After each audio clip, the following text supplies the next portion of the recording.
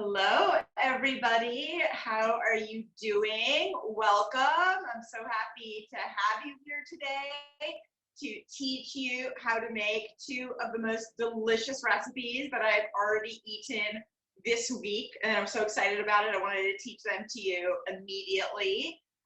Just a little introduction. I am Elana Horwich. I am a teacher of intuitive cooking, which means that I empower people like you to cook without recipes, to be liberated from needing to be in your head when you cook, but actually being able to cook from the heart because you know what you're doing. And today, well, I learned how to cook by living in Italy for 5 years, and today I'm going to be teaching you some of the tricks that I learned while living in Italy. As many of you know, Italian food is very simple. It's very good and very simple. And the most important thing is that we use good ingredients. So as you watch along, that this is an interactive class.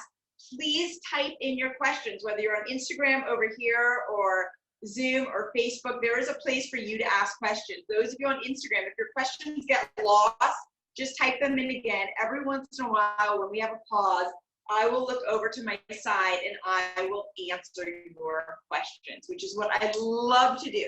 There's not too small of a question. So let's talk about what we're going to be making.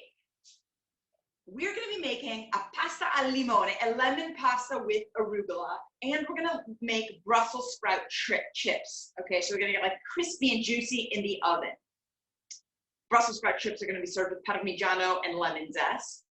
So we're going to be using Parmigiano and lemon zest, these flavors together in both of the recipes that we're using. My mom had some arugula from her garden and gave it to me the other day, and it was like fresh garden arugula, and I didn't want to use it just for a salad. Like I wanted to do something special with it. So I said, oh, how can I make what kind of pasta would this be really good with? And I thought about using lemon, and I hadn't used a lemon pasta before. So what we're going to be using is the zest of the lemon to get that lemon flavor in there. So now I'm going to let you in on a little secret. I did vacuum cleaner I don't know if you guys can hear that. That's my building I live in. They're vacuuming the hallway, so forgive that noise. I'm going to teach you something a little advanced. Okay. So for those of you that are beginners, just take a breath. It's all good. I'm going to carry you through all the way. But for those of you that are like ready for it, yes, get excited. What I'm going to teach you that is a little advanced is that I'm going to teach you how to slightly undercook your pasta and to finish cooking it with pasta water in the pan. Okay. So I'll walk you through that, but I'm just letting you know that many of you have been in my classes. Many of you have my book, Meal and a Spiel, How to Be a Badass in the Kitchen. You know how to cook a pasta al dente. I have faith even of those that don't. We're still going to ramp it up a little bit. So the first thing that we are going to do is make the pasta al dente. So in order for me, I'm going to switch things around here. And voila, here I have in front of me a pot of water. A big pot of water that is boiling. It is at a full rolling boil. Okay, we know that, right? Whenever we're making pasta, it's not like little bubbles. We have to have it at a full rolling boil. And in order to make an al dente pasta properly, you need to salt the water. The amount of salt that I am about to put in here is not all going into the pasta. I know some of you are going to freak out, but it is important that the water itself tastes like the sea. Not all of this salt, a handful of salt, is going to go into the pasta that we're making. But you need to have the right balance between the molecules of H2O and NaCl in order for there to be, for the right amount of salts to get into the noodles. Now I'm going to add another little extra touch, because in the pasta sauce that we're making, though we're going to be adding cheese, which has salt, there's not actual salt. So we need our noodles to be salty. If you have never done this at home, let me tell you something. That is why you think pasta is better in a restaurant. Pasta should be better at home than in a restaurant, unless you're going to the absolute top. Okay, So next thing that we've got here is a pound of spaghetti. I'm going to show you this recipe for a half a pound. A half a pound feeds 2 to 3 people. So it would feed 3 people in Italy and 2 people in the United States because we eat more. All of the spaghetti goes in at once. And as soon as the pasta is in there, you have to toss it and toss it and toss it so it doesn't stick together. So for those of you that are new to my classes and new to my book or whatever, we've talked about this many times. We do not put oil in the water of the pasta.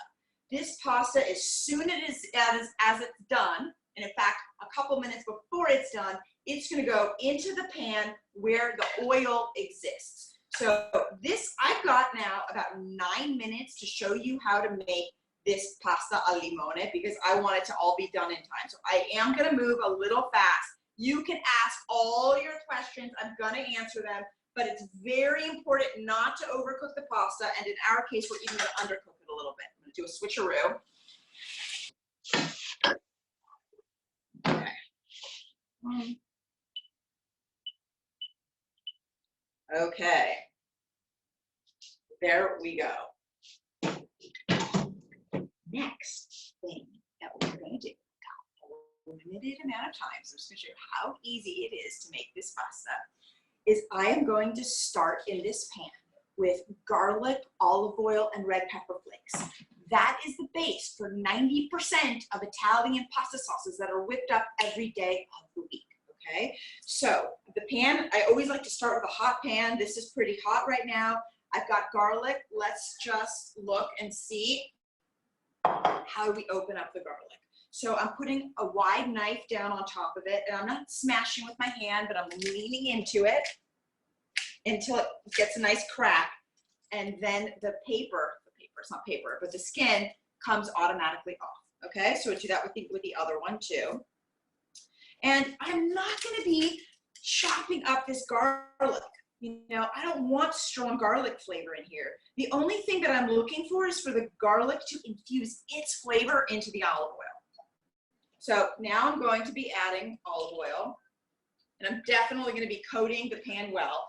Yes, you need more olive oil than you think you need. This is like our sauce right here. This is the flavor. It's not just about things not sticking. Olive oil is important for flavor. And I'm going to add the garlic in here and a little bit of red pepper flakes. So, you know, you're gonna have to know how spicy your red pepper flakes are. I'm not going for spice. I'm just giving it a little bit of a kick in the background. For those of you that do not have red pepper flakes, I can answer your question right now. You're not going to use them. And at the top of the pasta, you're going to add black pepper. Okay, so it's like one or the other, and that would be absolutely delicious with this. It's not necessarily a less than. This is just how most of the process starts. So I'm just going to go over and stir this pasta because I do not want the spaghetti to. It was calling my name. You know, sometimes you just have to listen to the food. It was just calling me. I saw the spaghetti and it said, stir me, stir me. I don't want to get stuck together. So let me turn on a little bit higher as well. So I would love you guys to be able to see this. I'm trying to show what's happening now is there's little bubbles forming around the garlic. That's the garlic infusing its flavor into the olive oil. So what we're doing is not like trying to eat the garlic itself. We're trying to eat a flavored olive oil. And I like to always lift up the pan because that way the garlic submerges itself in the oil. Now I'm going to trust that this is continuing to happen. Remember, we've got a timer on for our spaghetti, which is happening over here. And let's talk about the other ingredients that are going into our sauce. Okay. So we're going to use 2 lemons, and we're going to zest them. So I know that there was a time since I taught myself how to cook when I didn't even know how to zest a lemon. And if there was a recipe that said zest a lemon, I just skipped the recipe. And I actually thought I didn't like the zest of a lemon. I was like, I don't like that. I don't even know why I thought I didn't like that. The zest of a lemon is the flavor of a lemon. It's not the acidity, but it's the flavor. You need this. This is a microplane. It is my favorite kitchen tool. I mean, I think I use it in almost every single class all the time. I own several of them just in my own kitchen, just in case one's dirty. You know, it's like $10. You can find it on Amazon. You can find it through my website at elanahorwich.com. It'll just take you to buy it on Amazon. You need a microplane, and you can just see how easy this is to zest, all right? So we're just gonna wait on it, and I'm gonna just use your finger, put it down, and it's just gonna wait for us right now. Just checking my garlic. We do not want our garlic to burn. If you burn your garlic, we start over. I have burned garlic in class. I think even on one of these online classes, I think we've even captured on video. And then I'm just gonna zest the other lemon too. So one of the lemons is gonna go into our sauce, and the other one is gonna be used as a garnish. And that way we can sort of taste the sauce right before we serve it and figure out if we want more lemon, how much more lemon, and we have it here. Okay, so I've got another thing here. Separate.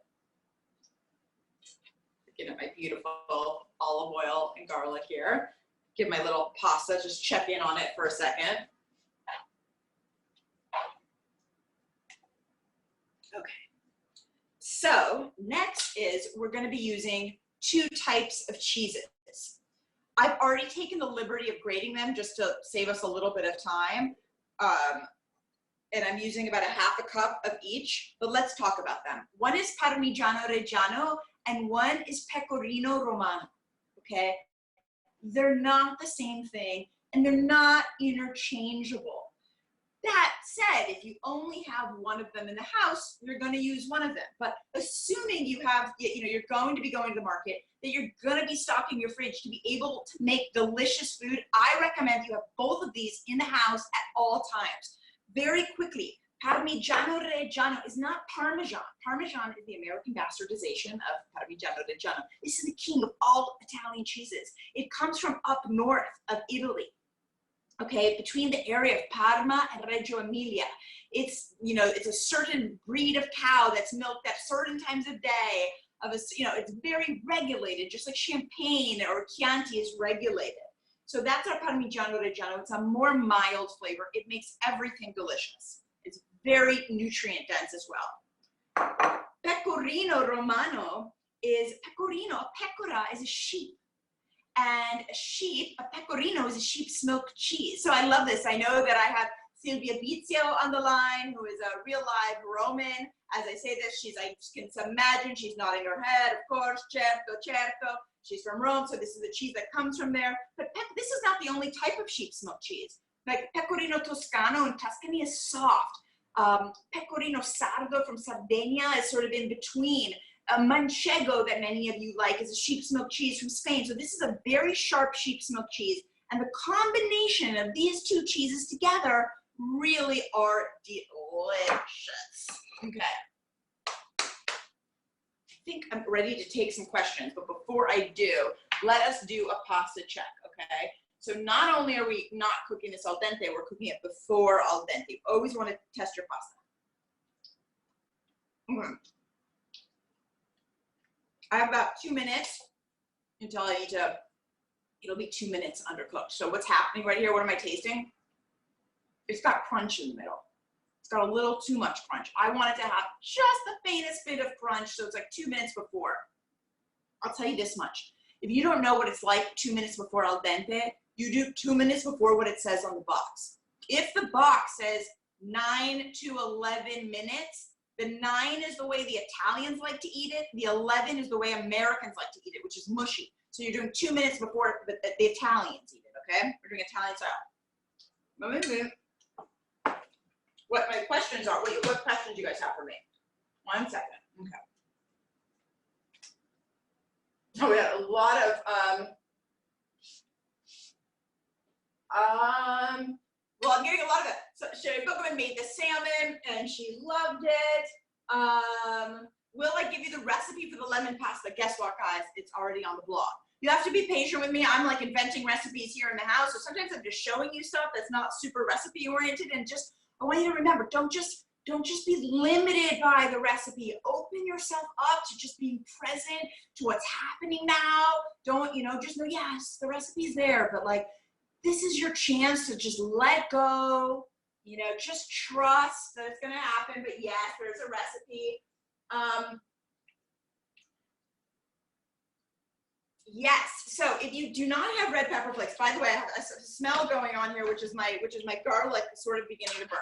So let me just show you what's happening before I answer the question. Is I have garlic that's browning. Let's look at what that's like. Okay, can you guys see that? It's kind of brown. That's as brown as I'm going to let it get, and I'm going to take it off the flame so it doesn't keep going. This is a point where I actually will add the lemon zest in here, and I'll add the zest of 1 lemon, and it sort of just sizzles. You can just see that. It just sort of sizzles in there, and it brings its flavor. Yes, if you don't have red pepper flakes, you can use black pepper, and you just put it in at the end. You're not going to put black pepper in with the olive oil. Oh, this is not pre-grated cheese. Oh, you're asking me, is the pre-grated cheese from Trader Joe's okay to use? The answer is, it is okay to use in times of quarantine. I really want to encourage you to grate your own cheese. The level of freshness that is going to come from it is like boom to boom. You know, if you are trying to make a meal that you're like, I don't even need to go to Italy, this is fantastic, you're not using the grated already cheese from Trader Joe's. So I appreciate that. If that's what you have in the house right now, great. But I'd love to see you make the effort to get a block of cheese. You know, by the way, they have big blocks of both of these at Costco. So, you know, you just keep them in the house. I want you to start grating them yourself.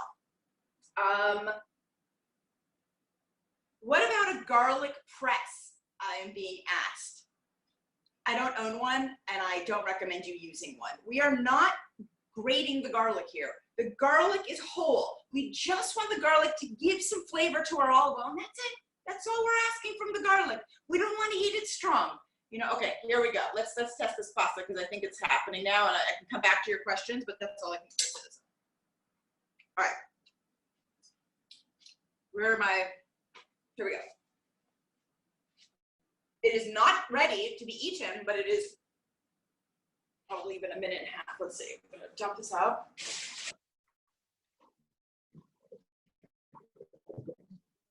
Oh my gosh.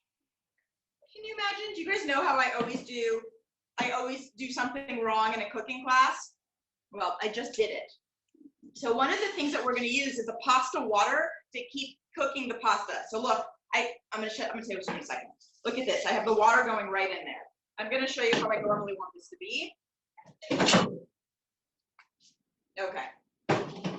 Always something. Always something. So what I want to happen. Oh man. And I got a little bit too much water here. This is a. Let's get this going up. Is while the pasta is cooking, I like to use a mug and go directly into the pasta and take out some of the water, and then you add it in here. So I love it. When I mess up, that's when people say it's the best thing. And then you add the pasta water in. So what I just did is I just threw it all in together with this water. So you can see this is very watery, and the pasta is going to finish cooking itself in here. I have a feeling this might be a little too watery. This is typical of me. Okay, hold on. Let's see. So if I'm scared that this is too much water, this is what I'd have you do it. Have you dip in with a mug. Let's just get some of this water out. And just take it out. I'm going to just bring it, do our best right here to do this. Forgive me. All right, so because we do not want to overcook the pasta, so I'm going to just take out some water just in case this is too much. The reason being is that in talking to you as I slightly have the coffee on a little bit long. Okay. You see that? This is how you make stuff happen. So by undercooking the pasta and putting it with some of the pasta water in here and then tossing and tossing and tossing, the pasta continues to cook in the pan. And what happens is it gets really creamy and really delicious. So that is a trick. So let me walk you through it in case you're like, I can't believe she did that. Well, that's what happens. You're gonna take actually 2 mugs of water and take it out of the pasta, okay? And you're gonna keep them here. You do it right towards the end. And then you put in 1 mug of water, and then if you need more, you can add it. The reason why we're using this water and not another water, not just water from the tap, is because we want it to be really starchy and salty. So that's where a lot of the flavor is coming from. That's what happens when you're teaching and talking. So you see, this takes a second. You know, you just keep tossing it, and we can taste it for lemon and add more lemon, and we can begin to add some of our cheese in here. You know, we're gonna add a lot of the cheese towards the end. You'll see, it's just sort of for texture wise, but you know, and it's really at a top boil here, and we're just gonna continue to cook this pasta inside the water. It slows it down. It takes more than 2 minutes, you know? Let's see if I have any questions. How long does a block of cheese last in the fridge? I mean, I had this Parmigiano Reggiano before our quarantine started, you know, or right around the time 6 weeks ago. So it lasts. What might happen is that you're continuing to stir this, is that you might have a little bit of mold come on it at some point. You'll see like a little spot of mold. Don't throw the whole cheese out. Remember, cheese is mold. So just cut that part out and keep using it. So it will last you. I tend to just keep it in a Ziploc. I have a Ziploc of cheeses and I just throw them in there, and that's where those exist together. Okay, so you see that the water is beginning to evaporate in here and go directly into my beautiful noodles. Looking for more questions.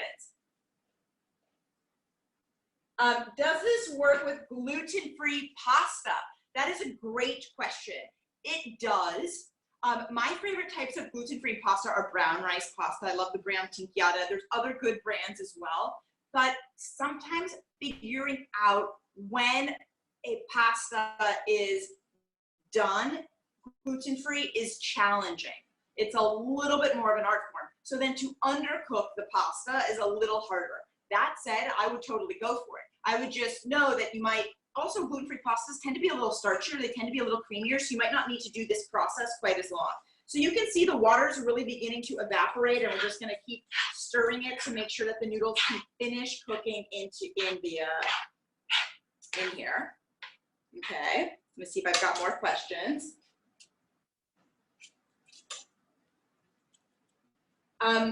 Nancy's asking me, do I remove the garlic after it browns? I don't. I mean, you could. The truth of the matter is the garlic has pretty much done its job.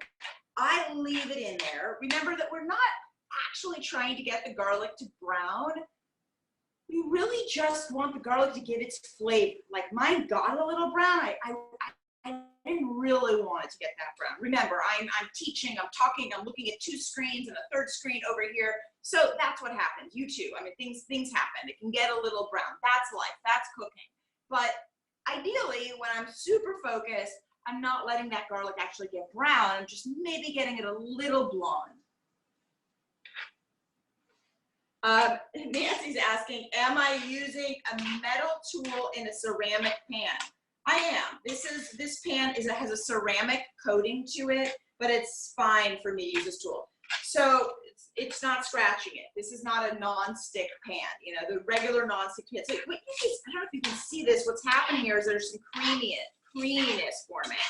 So, and the water is really getting to a point of ending its evaporation stage, and it's like getting creamy and delicious. And let's see. You know, you want to do this on a high heat, on a medium high to high heat. So yes, can you see that the water is like leaving and it's gone, you know, some of it has gone directly into the noodles. Some of it has gone evaporated up above, and it is getting to a place that just tastes super creamy. Like, hold on, let me show you. Let me see if I can show you what's happening here. Like,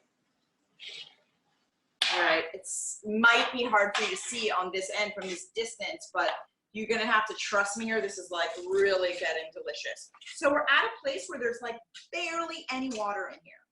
So let's do a thing really quick. Let's do a quick taste test to see how much lemon, if I want, how much more lemon I want.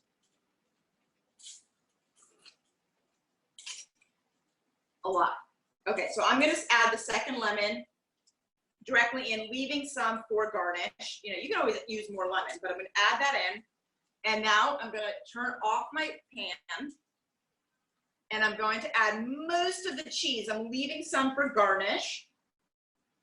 So that's the Parmigiano Reggiano, and now this is the Pecorino Romano. Okay. Oh, yum! This is happening.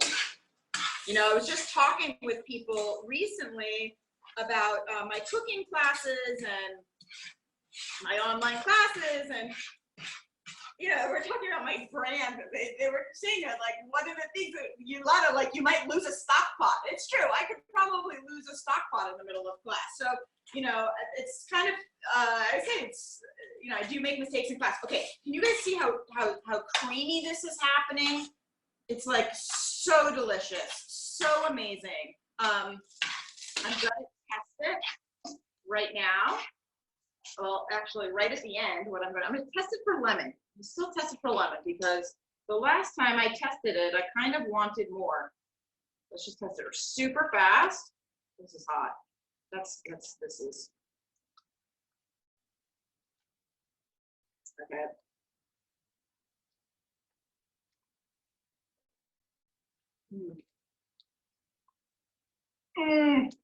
So good. All right, last thing we're gonna do is we're gonna take arugula and toss the arugula in. That's right, the arugula goes directly in there, about 2 handfuls. You can always do more, you can always do a little less. You don't have arugula, skip the arugula. You don't need it. But what's gonna happen is the arugula is going to wilt directly in the pasta. Oh my God, you guys, it's absolutely perfect, it's really perfect. So excited. I haven't had breakfast and I haven't had lunch. I've been looking forward to this like all day. I'm looking forward to this like 3 days. And you see that it wilts, and if you're like, oh, I want more arugula, add it in. The idea of eating arugula melted is very common in Italy. Like my favorite pizza in a pizzeria romana is I always get a margherita with smoked salmon and arugula. They take it out of the oven. The smoked salmon is usually underneath the cheese with the tomato sauce. And as soon as it's out of the pizza oven, they throw the arugula right on there, and it like just as wilting as it gets to your table. Fabulous. So delicious. One of my favorites. Okay, you guys see how amazingly fabulous this is? Let's plate it.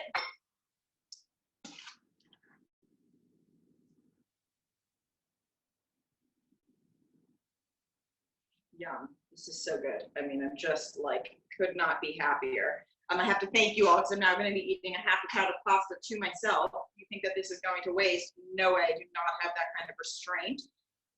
And I have a little bit of lemon. Oh, I got lemon zest. I have more lemon zest. Okay, I got more lemon zest in here. I'm going to add lemon zest. That would be nice actually if it were the last thing I put on, but whatever. Okay, then I'm going to put some cheese. Both cheeses. And voila. Okay.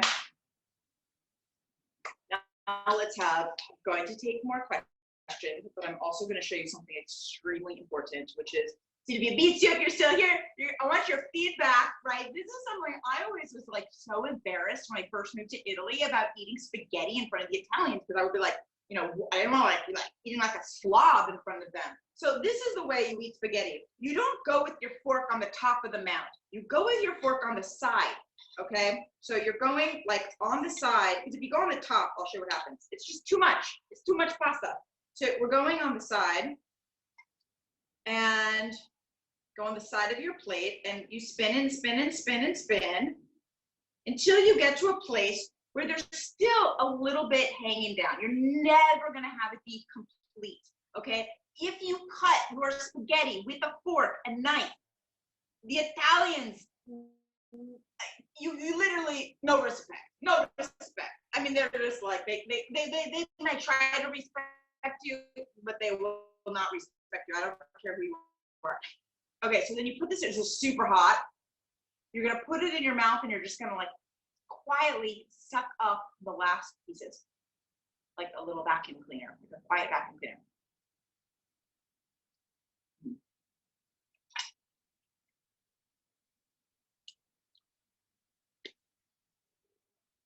Guys, I can't even tell you. The Italians also say that it's the best, it's their favorite pasta, spaghetti. There is nothing like a spaghetti. Spaghetti is the best. That's what they think is the best. Not penne, not whatever. conchiglie, whatever else we're using. Spaghetti is number one. Okay, I'm gonna take your questions and then we're gonna start making Brussels sprouts. It's really not only a pity, it's a crime in Italy to not eat pasta when it's hot. So the fact that I'm not gonna sit and eat all of this hot right now in front of you, although I could, if that's something called food porn or something, eating porn, not gonna do that. I'm gonna put it on the side. And let me see if you guys have questions, bring them in, because we're gonna do our Brussels sprouts. Okay, let's see, hold on.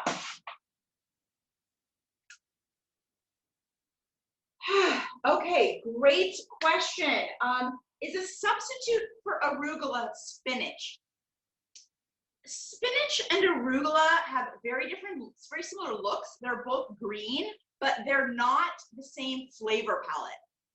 I am gonna tell you that I would not put spinach in here. That's not what this is. I would say if you don't have arugula, just make the lemon pasta without the arugula, and it's going to be delicious. I think with spinach, it might not necessarily be bad, but it's kind of gonna dampen the lemon a little bit. That's my 2 cents.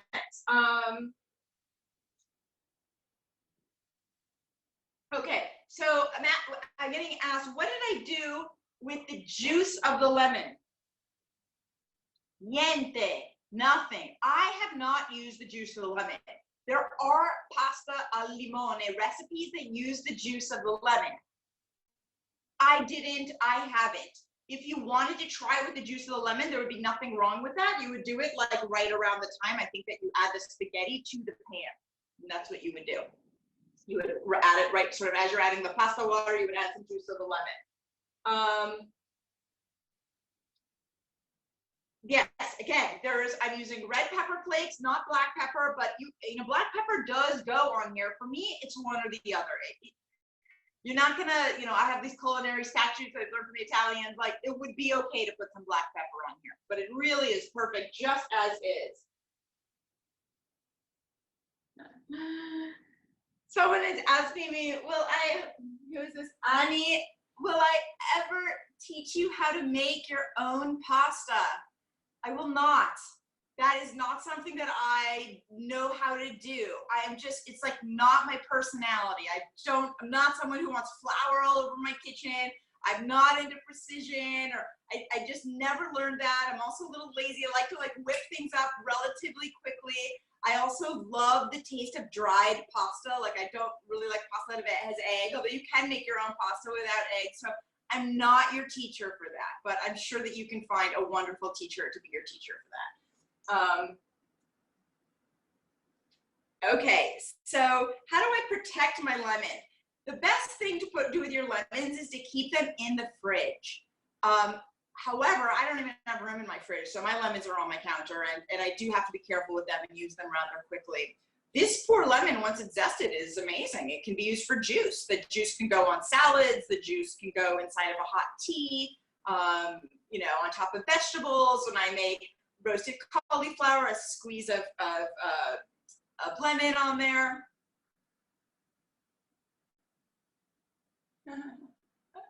Someone else says, I can't believe that I said no to spinach. I'm not saying it's gonna be bad, it's just not going to be like what I want you to experience, They look the same, but they're very different flavors. So, all right. This is a great question. What if you can't eat all the pasta? What do you do? Do you refrigerate it?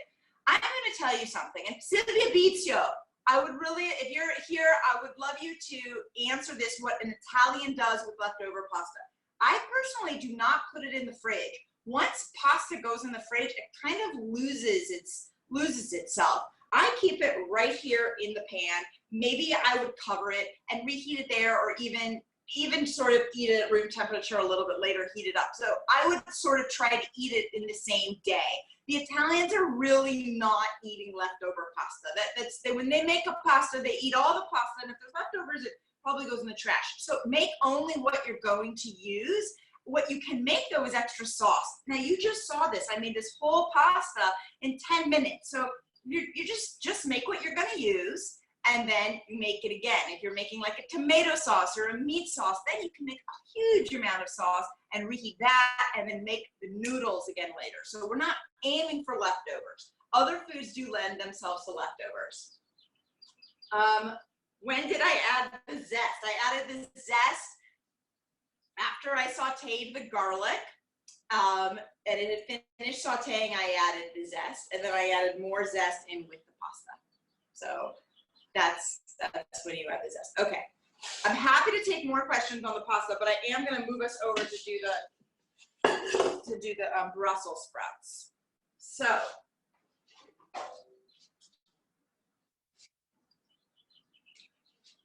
okay, I've got a pan here. I am taking parchment paper,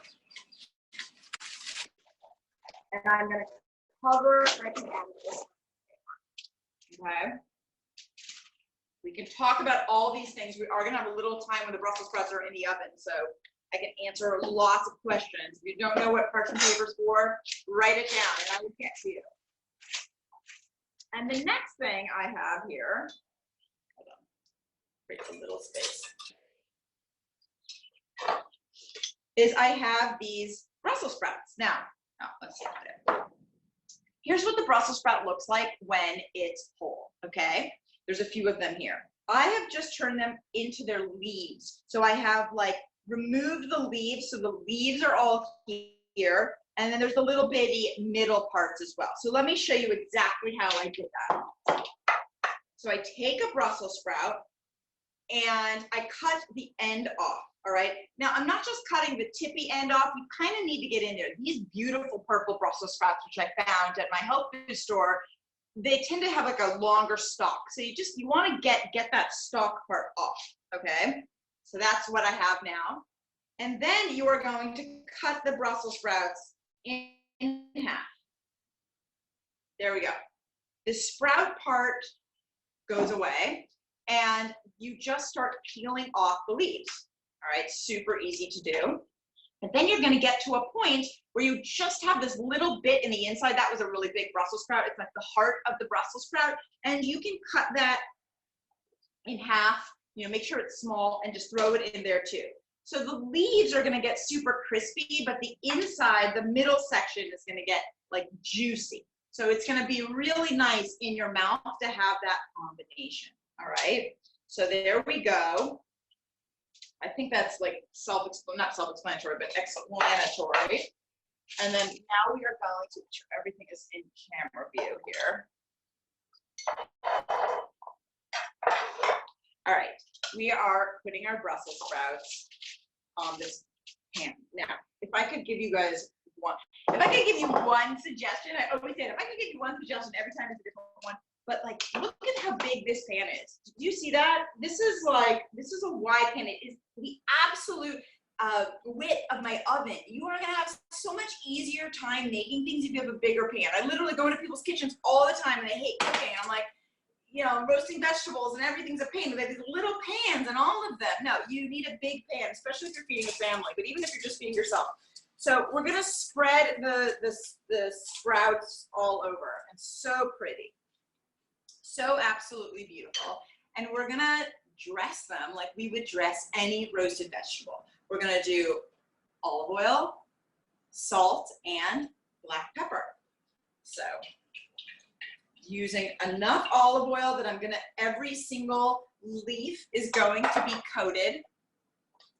Now I have salt, which is coming out of my salt jar, and I'm using my fingers and I'm sprinkling the salt. So you're gonna use either a sea salt or a kosher salt, and you're gonna spread it, put it on there. And then of course, where's my black pepper? Let's see. Okay. And we're gonna be generous with the black pepper. Remember, we are going to be adding lemon zest and Parmigiano at the end after they're cooked. And when you're having something like cheese, like a Parmigiano, black pepper, or in that case we have red pepper flakes, counteracts it really well. Even the arugula from our pasta gives it a little bit of like counteractivity. Okay, so we've got this. Look at how beautiful that is. And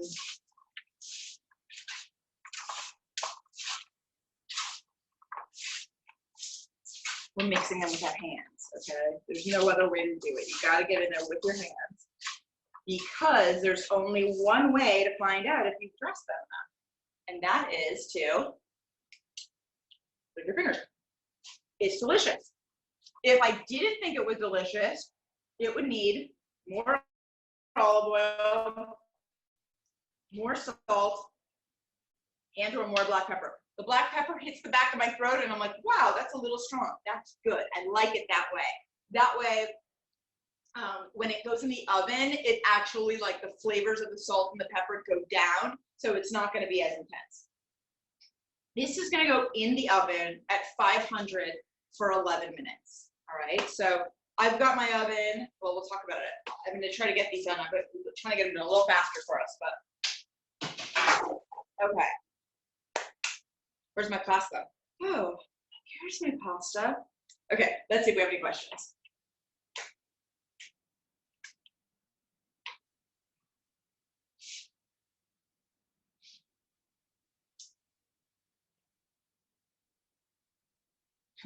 Okay, so in answer to our question about leftover pasta, Silvia Bizio says, pasta the next day, not very good no matter what you do. So yes, my answer is correct. Try not to leave leftover pasta, but obviously, if you do anything for me, I don't put it in the fridge. What microplane am I using? I am using this one. Microplane is the name of the brand, and they have this one that looks like a wand. And that's the one that I find is the easiest. There are some that are wider. This is the easiest one. Like, let me just show you, because we're going to be grating cheese. We're going to be grating Parmigiano for this. I'll show you how easy it is. Like, you're not moving the wand, you're moving the cheese onto the wand. So you're just, oops. It's easier to do right actually onto a cutting board than onto this plate, but you see that? And it's just coming out really, really, really easy. So grating becomes so much easier. And for someone who asked me the question of, can you use already grated cheese from Trader Joe's or somewhere else? The reason you might hate grating cheese is because you don't have one of these. I don't work for Microplane. They don't pay me anything, but I literally could be a saleswoman for them. So we have some Parmigiano ready. Also, we're going to do more lemon for our Brussels sprouts. Can you use shaved Brussels sprouts? The answer to that is, I'm not sure. Are you able to buy already shaved Brussels sprouts? I don't know the answer to that. It's possible that you can buy already shaved Brussels sprouts. I think I've seen them, although I think that they're like tiny thin strips. That could be easy. You can try that. I think you would have to be very careful about them all not turning to a complete crisp and having any juiciness. But I can understand that that is an easier way to go. I'm gonna say that you're gonna have to try that, and you might want to lower the temperature of the oven, and you're definitely gonna want to do it for less time. But you want to get crispy and juiciness together. That's what you're looking for. Okay.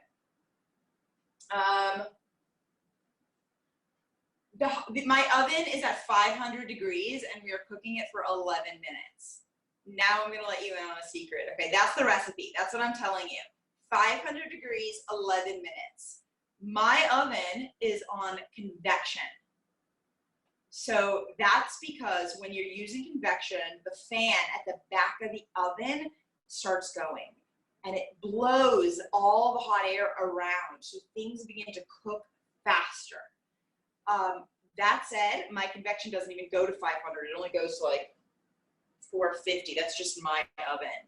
So it's still, I think, gonna have us go a little faster. Why am I trying to go faster? Just because I'm on camera with you guys, and just sit around twiddle our thumbs. If you guys don't have more questions, and we have time, I'll show you a few of my favorite ingredients that I have here in my pantry that I think would make your stay, your quarantine more delicious, more easy. How many Brussels sprouts did I use? I use like this amount of Brussels sprouts. This recipe does not come with the measurements of Brussels sprouts. It's really like the amount of Brussels sprouts that you have. The way that you're gonna know whether or not your Brussels sprouts are gonna taste good is that process of adding the olive oil, salt, and pepper, enough olive oil to make sure that each leaf is lightly coated, and that when you taste your finger, it tastes delicious. And that's how you're gonna know. That's way better than me telling you need 2 pounds of Brussels sprouts, and then you go home with Brussels sprouts and you go, I don't know how many 2 pounds are. You know, it's like, you know, you don't want to have to go and you measure it at the market. Like, just take home the Brussels sprouts, and that's what you're gonna make it. I will tell you this, no matter how many Brussels sprouts you make, Brussels sprout chips, you're gonna wish you have made more because they're super, super addictive. I have a question of, please explain the Brussels sprout again, Wayne, but I don't know what aspect of the Brussels sprout you would like me to explain again. So please be more specific in your question. I'll be happy to answer. Okay, that's it. I think for the moment we're good on questions. So why don't I show you a couple things from my pantry that's right behind me that I think that you would really enjoy. So hold on, let's see. You guys see me open my pantry? You can't. Okay. Let's start with first things first. By the way, first things first, why don't we like just check on the Brussels sprouts? Oh yeah. Like, let me just show you what's happening. I think that's a really good thing. Let me show you what's happening before they're quite done, because they're moving. So it's only been a few minutes, but what you can see happening is that they're beginning to brown, and yet some aren't. I'm gonna go for even more crispiness. By the way, I use a lot of Brussels sprouts, and some of them are like on top of each other. We wanna spread them out, because the ones that are on top of each other don't brown, they get juicy. So let's keep those in a little bit longer. All right.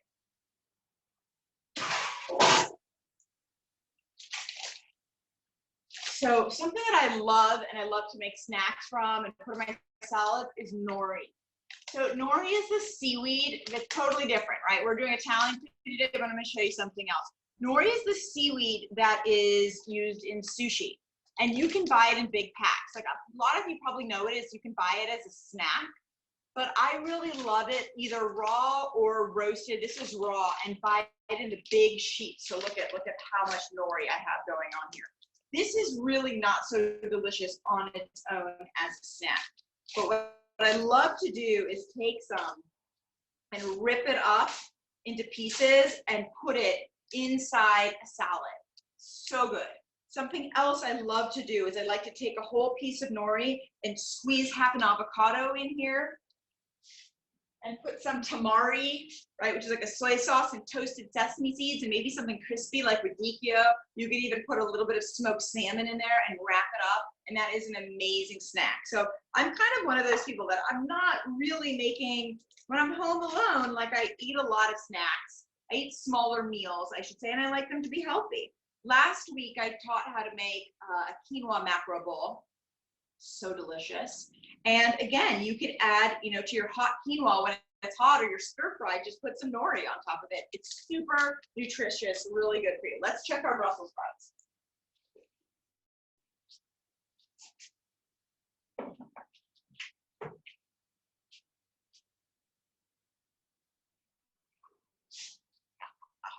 It's hot. Okay. Deciding whether or not they're done. I'm gonna take a taste and find out. They're really good. Really good. For feedback. Some of them are crispy, and some of them are not. But I keep eating them. You see, they're addictive. I'm gonna show you guys. Personally, I'd put them in the oven for another couple minutes, but seeing that that's the pepper, I'm gonna, well, you know what? I'm just gonna do it. Let's do it for another minute. I want to show you guys what I really want them to look like. Now, remember, we want to spread them out. The more they're spread out, the more that they are going to crisp. Let's do it. Let's get them all right. But you see how some of these are getting like all toasty and brown. And crispy in my mouth. All right, let's give it another minute.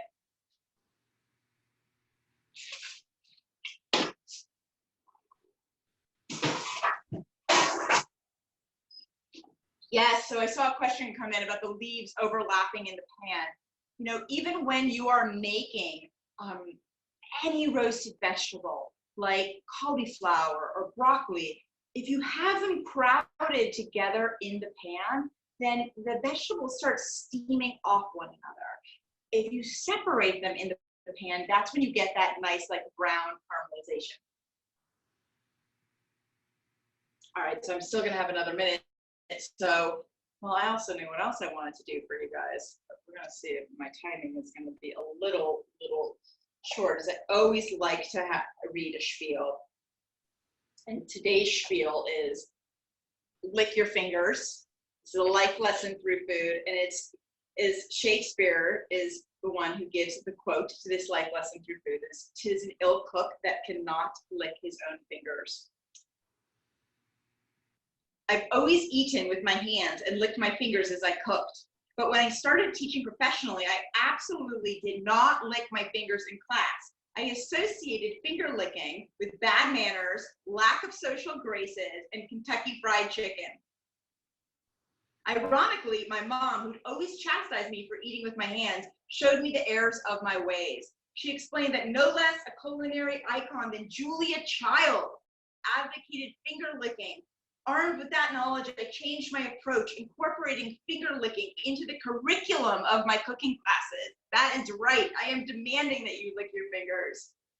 Roasting vegetables, like we just did, is the perfect demonstrations. My students drizzle olive oil onto the chopped vegetables, salt with their hands, and grind fresh pepper. Is this enough? They ask every step of the way.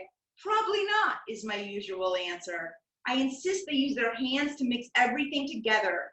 Predictably, about half of them immediately rush to the sink to wash their hands. No, stay right there. I make an example of them. Lick your fingers. Pause. How does it taste? If the answer is good, we're done. And if they aren't sure, my response is to usually add more kosher salt. You're responsible for your food, and the only way to know if it's going to taste is to taste it from the purest way, which is right off of your skin. Be thankful you're not a restaurant chef and that you can do this at home. Speeding it up, because let's get these Brussels sprouts out of the oven. All right. This is what I'm talking about, okay? Do we see that? Like, to you guys, because there's purple, it probably looks mostly brown, but we've got crispiness and we've got juiciness, all right? So perfect, so delicious. Now, how are we going to dress these babies? It's the same exact way almost that we dress the pasta. So I'm gonna zest the lemon. See how easy this becomes with our microplane. Okay, and the next thing that we're going to do is take our Parmigiano Reggiano. You could grate it right on here too, but just freshly grated this, and put Parmigiano Reggiano on it, okay? Doing this particular side of the pan. Then I'm going to take lemon zest and I'm going to top it with lemon zest. Granted, you might want to do this directly on the plate that you're serving it. So, you know, we want this to look pretty. So it has that as its topping. I mean, let me tell you guys, if I were to have a restaurant, which I don't have the intention of opening, I would definitely put this on the menu. People would go absolutely bonkers for this. You can see how delicious it is. And then how do you eat it? Well, with a fork or your hands, because it's chips. It's so good. The lemon like brightens the whole flavor. And the lemon with the Parmigiano Reggiano, just like in the pasta, is something very special. Remember, I'm not putting the juice. It doesn't need it. The juice is separate. We're using the zest. It's the zest with the Parmigiano that goes incredibly well. This is so good. These little pieces inside here, remember that not the leaves. You pair those with the leaves that are crispy.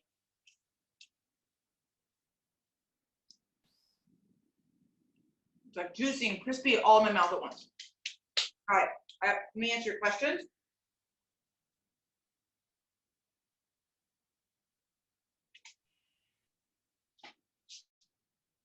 That's it. I don't think that we have any questions. So that is the end. I have just showed you how to make two of my favorite dishes. I want to make an announcement is that we are going to continue to be having classes, although from now on, we are going to be paired with charities, so that all of these cooking classes are going to come with a, depending on the charity and what it is, either like a ticket price to come in or a suggested donation. And this is our way of raising money for the greater good. We already know that cooking is a way that you share your heart primally, and we as a community are going to be giving even more than that. Of course, if anybody's not able to, for that I don't ever want to kick anybody out, we'll be on Instagram. There's everybody is welcome. It's important that everybody learns to cook, but I just want to let you know that we are going to, as a community, be working with charities. And I also will let you know that our next cooking class is happening next week, and it is a family cooking class, which means we're going to be having kids on here as well. We're going to be making turkey meatballs. So any of you moms out there, bring your kids, tell your friends that have moms and kids. We're going to be doing it together so that the kids have a lot of fun and have something fun to do and get to learn help in the house. And just a reminder, anyone who needs extra help in being a badass in the kitchen, meal and a spiel, how to be a badass in the kitchen. It's moving a little slow on Amazon, but we have signed copies on my website with a discount code of Kitchen Badass 20, all caps. This will teach you how to make a pasta from anything, how to make a soup from anything, how to make a risotto from anything, what to keep in your house, and all of the rest, plus lots of great stories. And thank you. I'm getting Meyer lemon tree. Can I use that? Absolutely. And can you drop some lemons off to me? That's fantastic. Yes, you can. The thing is, Meyer lemons, the juice is sweeter, but the zest is going to be really flavorful and absolutely delicious. And we're not using this zest. So absolutely use your lemon tree. Oh my gosh. Yes, I'm so jealous. Kevin is saying he lives in Spain, and he's saying that he calls this, they call it sabor. I'm reading demos, but I think the dedos. Sabor de los dedos. Exactly. The flavor of the fingers. El sabor de la dita. Like you want to lick your fingers. That's the flavor. That's exactly it. I learned to cook in Europe. I learned to cook from the Italians. The Spaniards are fabulous cooks. That's the way they learned from their grandmothers. Get your fingers in there. Gracias, Kevin. Qué bueno.